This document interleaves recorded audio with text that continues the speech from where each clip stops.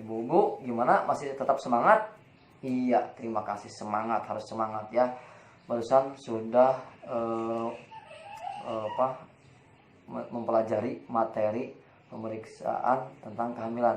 Sekarang saya akan melanjutkan ke layanan ibu hamil ya. Ibu bisa lihat nanti di flip chart 15 yang sudah saya tempel ya di dinding. Nah, nanti saya pengen ada yang membacakan layanan kesehatan ibu hamil dari 10 layanan pemeriksaan kehamilan ya. Nanti ibu bacakan satu persatu semuanya dulu, nanti saya akan bahas satu persatu. Tolong saya minta untuk perwakilan dari kelompok ya yang sudah saya kemarin bagi kelompoknya, yaitu dari kelompok sehat, terus kelompok tinggi, dan kelompok cerdas ya. Nah, saya hari ini pengen sekarang ini pengen dibacakan oleh kelompok tinggi. Ya, silakan untuk membacakannya, yaitu kelompok tinggi itu diwakili oleh ketuanya. Silakan, ketuanya Ibu Miftah. Ya, silakan bacakan.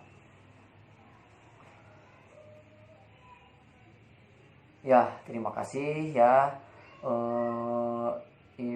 Kelompok Ibu Miftah sudah membacakannya. Kita ulangi dan langsung kita bahas satu persatu ya. Nah, barusan kelompok Ibu Miftah sudah membacakan di layanan kesehatan ibu hamil. Ada 10 layanan pemeriksaan kehamilan ya. Ini yang pertama tadi Ibu Miftah baca sampai 10. Yang pertama pengukuran tinggi dan berat badan. Itu sangat penting ya ibu-ibu untuk pengukuran tinggi dan berat badan, karena ibu hamil itu harus diketahui berat badannya, karena memang di kehamilan pertama sampai seterusnya harus meningkat berat badannya. Kalau menurun justru itu yang berbahaya ya. Jadi kalau misalkan ada penurunan, nanti pemeriksaan itu nanti dari bidan akan memberikan vitamin, ataupun dari dokter ya akan memberikan vitamin supaya kehamilannya tetap sehat dan berat badannya akan bertambah ya. Yang kedua, tekanan darah atau tensi ya. Tekanan darah atau tensi itu juga penting ya buat ibu hamil, harus normal ya, tetap harus stabil. Tekanan darahnya jangan terlalu rendah ataupun terlalu tinggi ya. Kalau terlalu tinggi jelek nantinya ya perkembangan kehamilannya, ataupun terlalu rendah ya. Tuh. Ya, yang ketiga, lingkaran lengan atas. Nah, itu harus diperiksa juga, itu sangat penting. Pokoknya tetap berkaitan ya, harus semua tubuh kita itu harus betul-betul diperiksa ke pelayanan kesehatannya ya. Terus yang keempat, tinggi rahim. Nah, perkembangan tinggi rahimnya tetap juga harus diperiksa, itu penting juga ya, karena akan ketahuan nanti perubahannya ya, perubahan di janin ya, di kehamilan tersebut ya, di rahim tersebut nanti. Nah, yang kelima, penentuan letak janin. Apalagi itu ya, nanti apakah misalkan di akhirnya janin itu kepalanya di bawah, ataupun yang kakinya yang di bawah. Nanti yang menentukan nanti dokter ya, bukan dokter ya, gerakan kita ya. Maksudnya dikasih tahu sama dokter yang bagus itu misalkan di akhir untuk pas mau lahir itu kepala yang di bawah ya. Yang keenam, imunisasi tetanus toksoid. Nah, ini juga penting ya, diimunisasi. Jadi imunisasi itu tidak hanya untuk balita, untuk yang anaknya sudah lahir, ibu hamil pun harus ya, harus diimunisasi. Yang ketujuh, pemberian tablet tambah darah ya, atau TTD. yang tadi kalau tekanan darahnya, tensinya rendah, harus dikasih ya tablet tersebut ya. Nah, nanti ada waktunya pemberian tablet juga, tapi terkecuali kalau pas begitu diperiksa awal rendah tetap, maka dikasih buat obat penambah darahnya. Yang ke-8, tes laboratorium harus juga ya diperiksakan, harus dites kita juga di laboratorium ya, seperti apa nanti perkembangan kehamilannya ya. Nanti kalau udah dites kan tahu kita ya.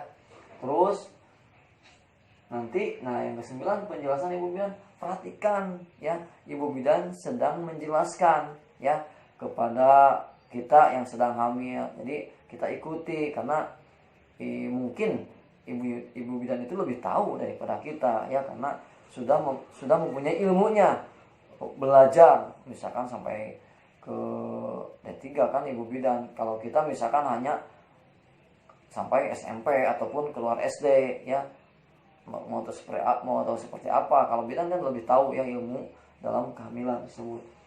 Nah yang ke-10, pengobatan bila diperlukan. Nanti dokter ataupun ibu bidan akan ngasih tahu kalau emang ini diperlukan pengobatan ya itu. Nah itu ya, jadi 10 layanan pemeriksaan kehamilan barusan sudah dibacakan, sudah kita jelaskan lagi ya. Nah ya, jadi saya ucapkan terima kasih kepada kelompok Ibu Miftah ya, yang sudah membacakan layanan kesehatan ibu hamil ya yang 10 ini ya.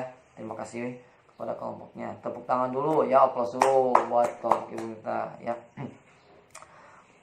Nah, jadi ibu hamil pun harus menanyakan ya tanggal perkiraan persalinan, harus menanyakan. Nah itu di pemeriksaan yang ketiga dan keempat ataupun keempat ya, di usia kehamilan 7 sampai 9 bulan. Nah itu biasanya ya emang pasti di pemeriksaan yang terakhir lah, yang keempat. Soalnya harus mendekati, nanti dikasih tahu sama bidan ataupun sama dokter ya. Misalkan tanggal akan lahir nanti di tanggal 3 September, itu sudah diperkirakan gitu ya. Tapi terkadang akan berbeda sama perkiraan dokter, nggak akan ada yang misalkan sama tepat, akan ada perbedaan sedikitnya, perhitungannya juga pasti ada perbedaan ya. Biasanya seperti itu pengalamannya ya. Istri saya pun waktu lahir di bidan harus lahir tanggal sekian, di dokter harus tanggal sekian. Tapi semua dua-duanya terkadang tidak tepat, ada yang geses 3 hari kelahirannya ya itu ya. Nah, ibu hamil pun bisa mengikuti kelas ibu hamil di puskesmas ya, biar tahu, biar mendapatkan informasi masalah kehamilan ya. Itu jadi ibu harus ikut kelas ibu hamil di puskesmas. Jadi diperiksakan ya, nanti dilayani di puskesmas tersebut ya. Ibu harus masuk kelas dulu, jadi biar tahu nanti informasinya. Mungkin nanti nomor HP ibu dipinta oleh pihak puskesmas ya.